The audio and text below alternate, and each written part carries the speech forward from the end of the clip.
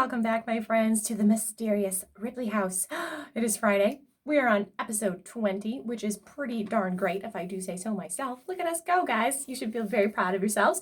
Give yourself a pat on the back. You have gotten to chapter 20 of a book already that you are helping me write, which is pretty darn fantastic. I am so excited for today's episode.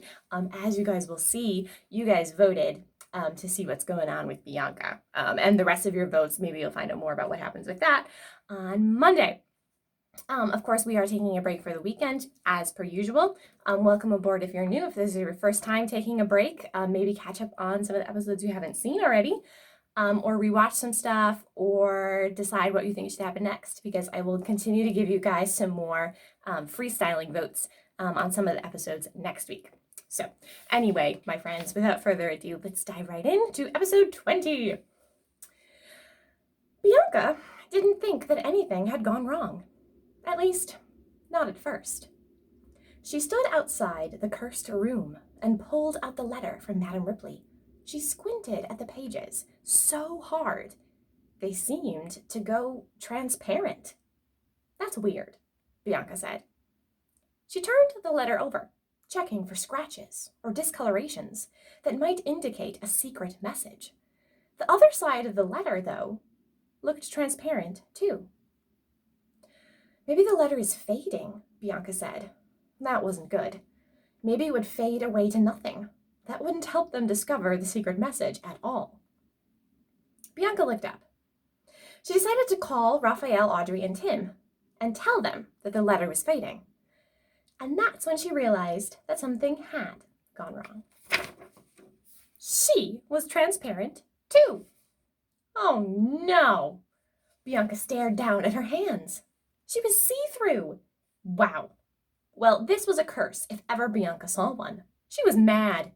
She looked over at Tim and hollered, "Tim, your idea was lousy, and 1 in 4 of us did get affected by the curse, even though 1 in 4 of us didn't walk through that door." Bianca stamped her foot. Tim, however, didn't respond. "I'm telling you, I'm invisible!"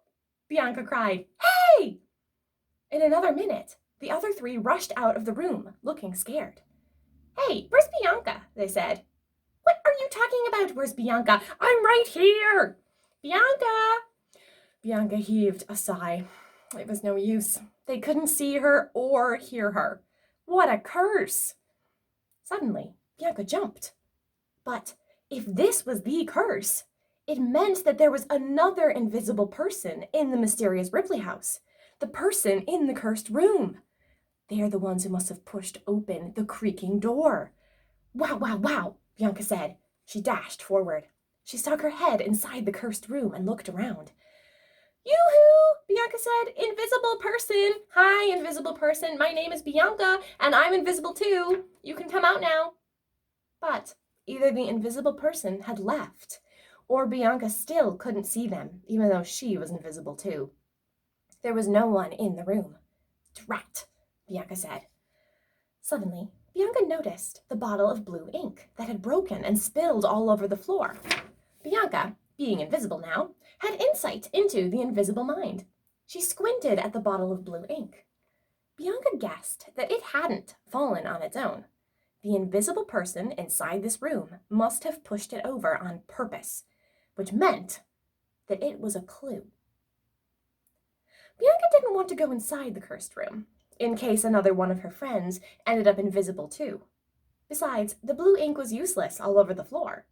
Still, Bianca stored it away in her mind as a clue. The invisible person had clearly wanted to draw attention to it. Thinking about the ink made Bianca think about letters. Letters. She still had Madame Ripley's letter in her pocket. She should give it to the other 3 children. Drop it in front of them so that they would realize she was there, because they knew that she still had the letter on her person. But to Bianca's dismay, she realized that the letter, because it had been on her person when she turned invisible, was now invisible too. All right, my friends, that is it for today. I can't wait to find out what happens next Monday morning. Yet again, we're going to have 2 adventures going on at the same time, Bianca's adventures and the adventures of the other 3. And I promise that Bianca is shortly going to meet a new and fascinating character that may or may not have been thought up by one of our fabulous voters and listeners. So one of you guys' characters is about to get introduced. And of course, we're still looking for the singing dog, which is going to be fantastic. So lots of fun stuff coming on Monday morning. Make sure you hop back on board the adventure. Today, you're going to vote to decide whether or not Bianca should go look for more blue ink in the Mysterious Ripley house to experiment with it and see if there's something more to this blue ink than meets the eye. Or if she should try to find out what's on the letter right away, maybe holding it over a candle flame to see if there's invisible ink. Or if she should follow her friends around and make sure she doesn't get separated from the group, even though they can't see her or hear her. So of course the rest of the story is going to be, it's going to depend on what you guys pick and what you have to Bianca do next. But that is it. Vote, tell a friend all about the adventure, and your mission for today. Oh, I don't have a mission for you guys today. Let's sit and think for a minute.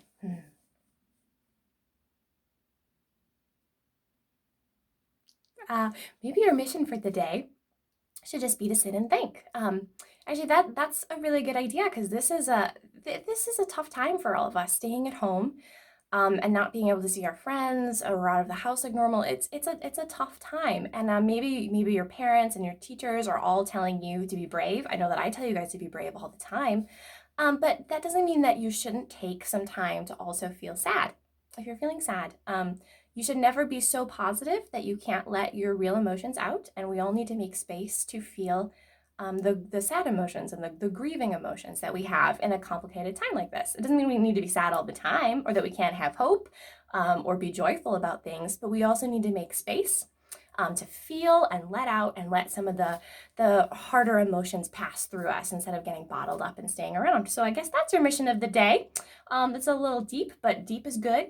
Maybe find 5-10 minutes off on your own whenever you want, maybe in your bed or a closet or out in your yard if you have one, and just take a little bit of time to say, okay, how am I really feeling about this right now? And just let yourself feel sad for a little bit and say, okay, sad, I see you. I know you're there. Just kind of let it out, feel it, and then move on. And I think that in the long run will make things a lot healthier and better for you. I care about you guys. I hope you're doing well.